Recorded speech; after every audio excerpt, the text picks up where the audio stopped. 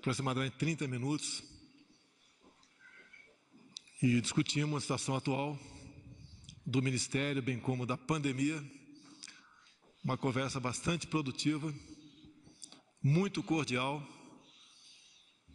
onde nós selamos um ciclo no Ministério da Saúde. Ele se prontificou, como era esperado da minha parte, a participar de uma transição a mais tranquila possível, com maior riqueza de detalhes que se possa oferecer, e em comum acordo, mas o termo técnico não é esse, eu o exonero do Ministério nas próximas horas. Foi realmente um divórcio consensual, porque acima de mim, como presidente, e dele como ainda ministro, está a saúde do povo brasileiro. A vida, para todos nós, está em primeiro lugar. A questão do coronavírus se abate sobre todo o mundo e cada país tem as suas especificidades. Como bem disse o chefe da OMS, o Brasil não é diferente. Como presidente da República, eu coordeno 22 ministérios. E na maioria das vezes, o problema não está afeto apenas a um ministério. Quando se fala em saúde, fala-se em vida, a gente não pode deixar de falar em emprego. Que uma pessoa desempregada, ela estará mais propensa a sofrer problemas de saúde do que uma outra empregada. E desde o começo da pandemia, eu me dirigi a todos os ministros e falei da vida e do emprego. É como um paciente que tem duas doenças. A gente não pode abandonar uma e tratar exclusivamente outra, porque no final da linha, esse paciente pode perder a vida.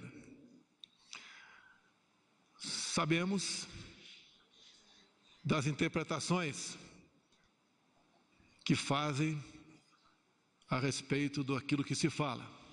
A interpretação depende da linha editorial ou daquele repórter. Sempre falamos em vida e emprego. Nunca emprego e economia de forma isolada, nunca. Desde o começo, eu busquei levar uma mensagem de tranquilidade. O clima quase de terror se instalou no meio da sociedade. Isso não é bom, porque uma pessoa que vive sob tensão, num clima de histeria, é uma pessoa que está propensa a adquirir novas doenças ou agravar aquelas que ela já tem. Entendemos perfeitamente a gravidade da situação. Gostaríamos que ninguém perdesse a vida, não só por essa, não é por causa nenhuma, que a vida, quando chega ao seu final, a morte toca a todos nós. Eu tenho uma mãe com 93 anos de idade, está bastante idosa, com algumas comorbidades. E espero que ela viva por muito tempo. Ao longo desse tempo, é direito do ainda ministro defender o seu ponto de vista como médico. E a questão de entender também a questão do emprego não foi da forma que eu achava, como chefe do Executivo, que deveria ser tratado. Não condeno, não recrimino e não critico o ministro Mandetta. ele fez aquilo que, como médico, ele achava que devia fazer. Ao longo desse tempo, a separação cada vez mais se tornava uma realidade, mas nós não podemos tomar decisões de forma que o trabalho feito por ele até o momento fosse perdido.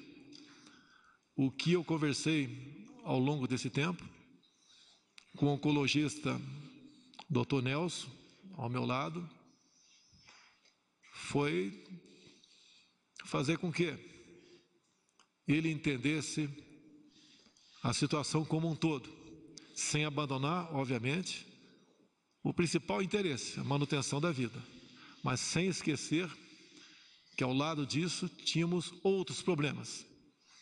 Esse outro é a questão do desemprego, que cada vez mais nós vemos que são claros no nosso país. Junto com o vírus veio uma verdadeira máquina de moer empregos.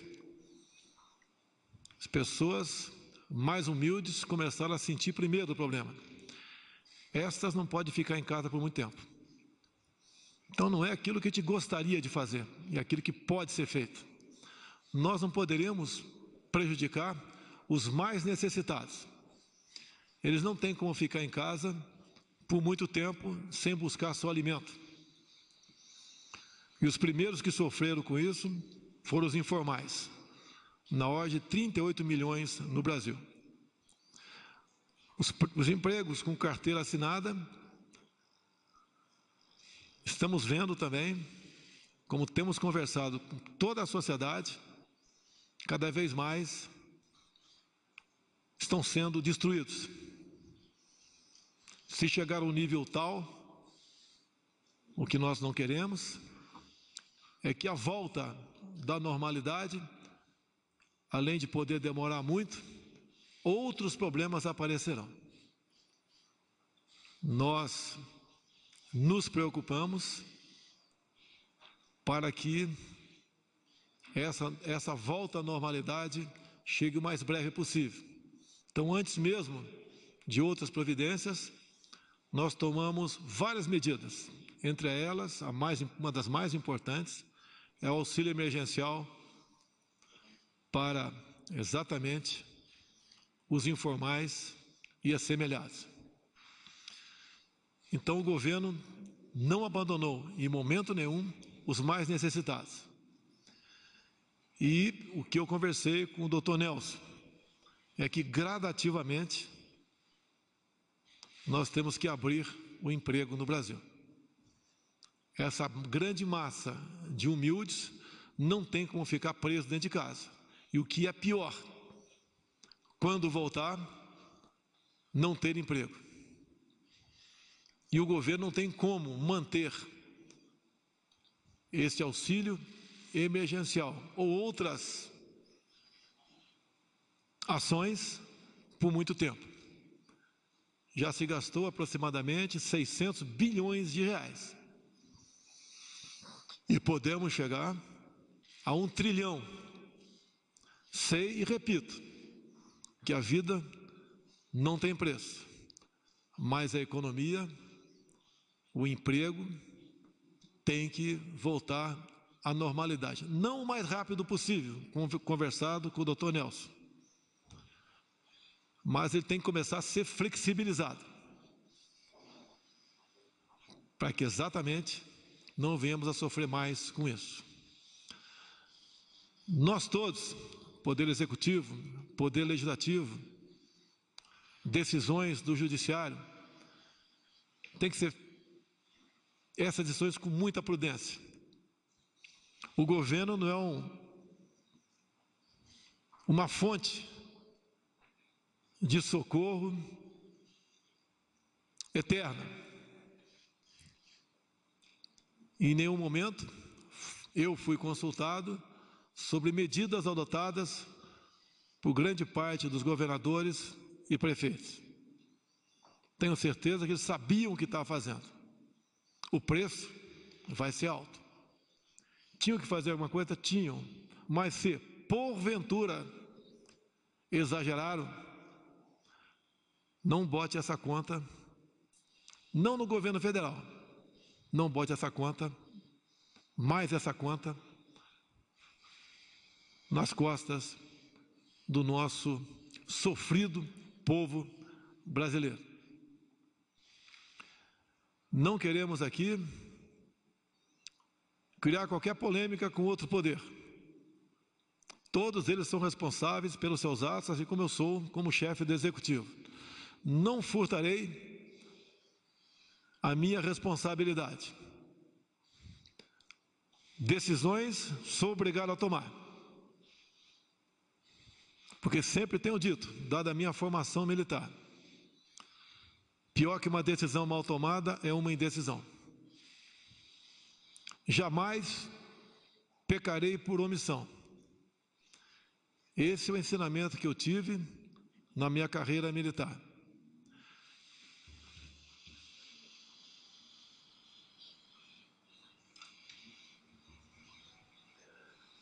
Essa será a minha linha de atuação.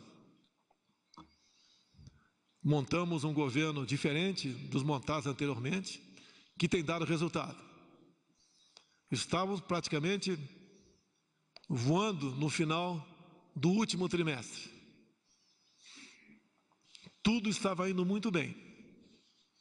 O Brasil tinha tudo para dar certo num curto espaço de tempo. Esse dar certo agora acontecerá, mas num tempo mais ampliado, onde eu apelo para os demais outros poderes.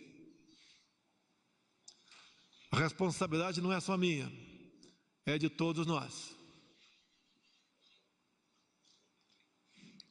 Os excessos que alguns cometeram, que se responsabilizem por eles.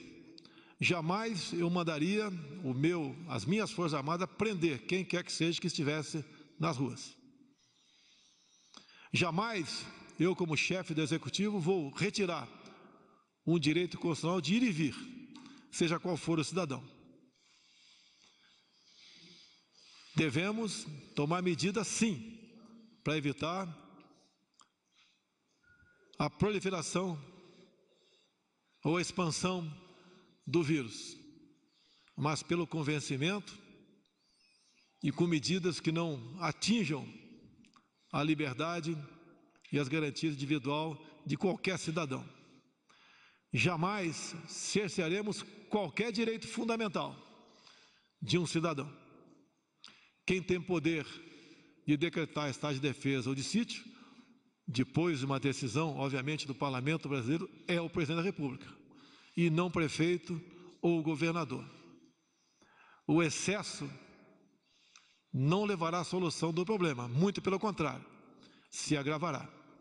E como venho dizendo desde há muito, e tenho certeza, temos amigos aqui da MB,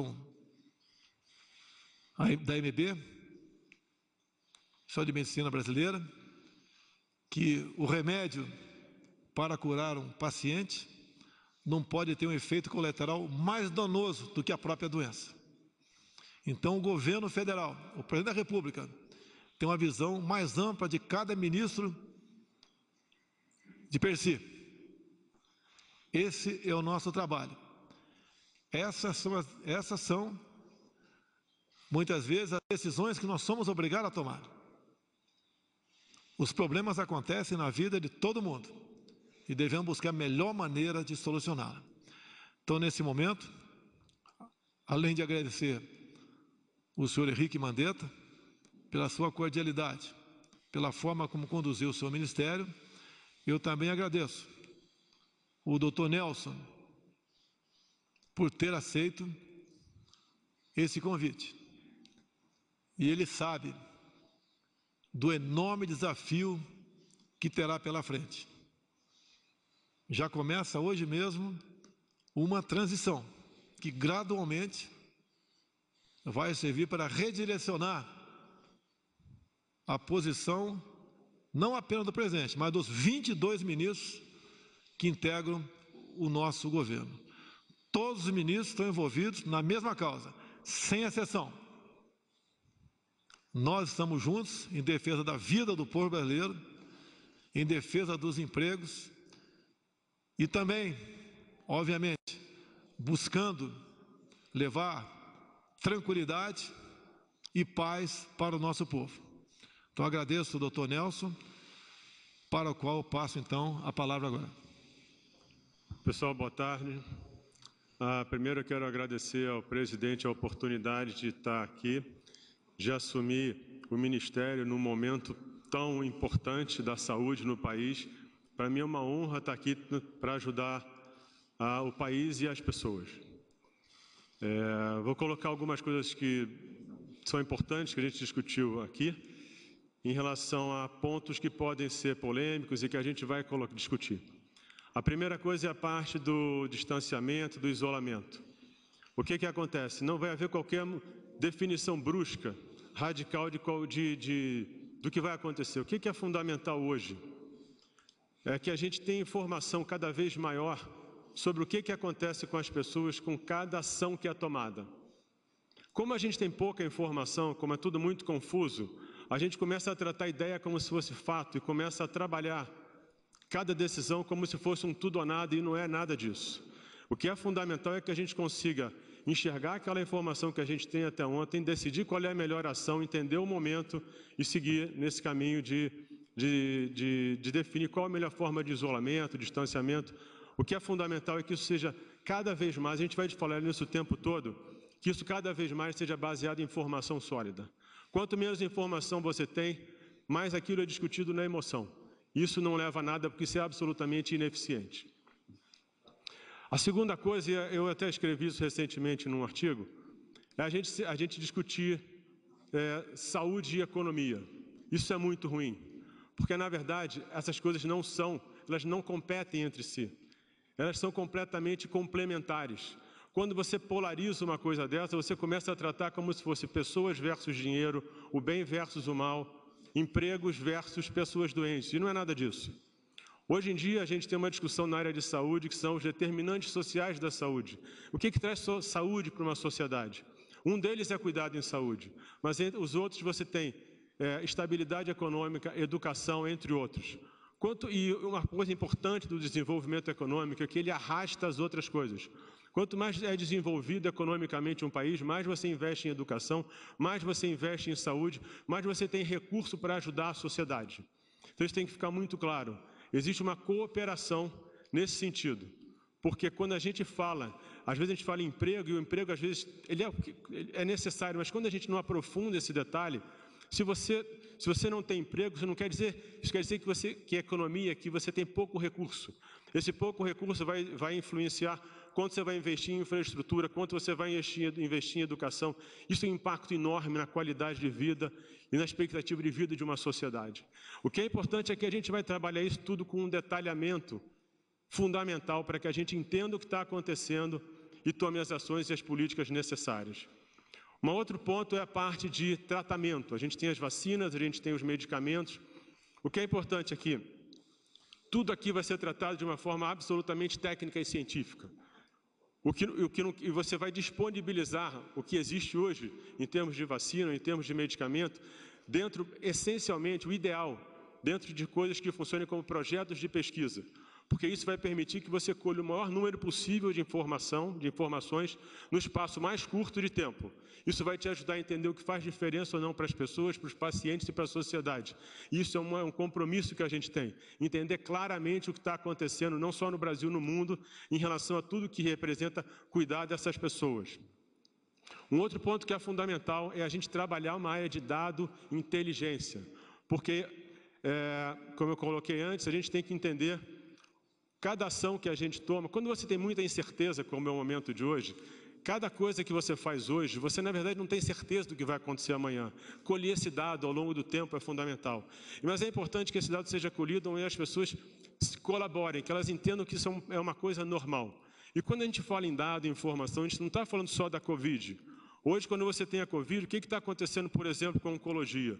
Se você tem uma redução da atividade econômica, você vai ter, talvez, diminuição da quantidade de clínicas de diagnóstico, clínicas de tratamento. Então você pode ter menos gente sendo diagnosticada. Isso pode impactar muito na sobrevida das pessoas, no índice de cura das pessoas. Isso vale para a doença cardiovascular, isso vale para o câncer, isso vale para outras doenças, né? E, finalmente, eu acho que a gente tem que trazer agora, a gente tem que entender mais da doença. Porque quanto mais a gente entender da doença, maior vai ser a nossa capacidade de administrar o momento, planejar o futuro e sair dessa política do isolamento e do distanciamento, porque isso é fundamental. Porque as pessoas vão ter muita dificuldade em se isolar. A gente vive um momento único hoje, porque você tem o isolamento com um volume enorme de informação. É um mundo completamente novo, a gente nunca viveu isso, né? Então, como é que, e a gente vai estar aprendendo ao longo do tempo como é que isso se comporta. Então, e aí, para conhecer a doença, a gente vai ter que fazer um programa de teste. É fundamental que a gente tenha uma avaliação do que é essa doença hoje. Como eu falei, se você não domina aquilo, se aquilo não está na sua mão, você vira um barco à deriva. A gente vai assumir, conhecer a doença. Na hora que a gente começar a entender isso e conseguir definir políticas e ações, a gente assume o comando desse problema. E em algum momento isso vai se solucionar e a gente é que vai estar comandando isso. E é isso que a gente vai fazer. Então esse programa de teste ele vai ter que envolver o SUS, a saúde suplementar, a iniciativa do empresariado, tem que fazer um grande programa, tem que definir qual é a melhor forma, como é que você vai fazer a amostra, que tipo de teste, se é paciente sintomático, se é assintomático, mas isso vai gerar uma capacidade de entender o momento, entender a doença e vai dar muito para a gente uma capacidade enorme de definir ações e conseguir controlar o que está acontecendo hoje e que isso aconteça o mais rápido possível. E mais uma vez eu agradeço a presença de vocês, a presença de todos e deixar claro que existe um alinhamento completo aqui entre mim, o presidente e todo o grupo do Ministério, e que realmente o que a gente está fazendo aqui hoje é trabalhar para que a sociedade retome de forma cada vez mais rápida uma vida normal, e a gente trabalha pelo país e pela sociedade. É isso aí. Obrigado. Obrigado a todos e que Deus abençoe o nosso Brasil. Obrigado. Está encerrado este pronunciamento. Muito obrigada a todos.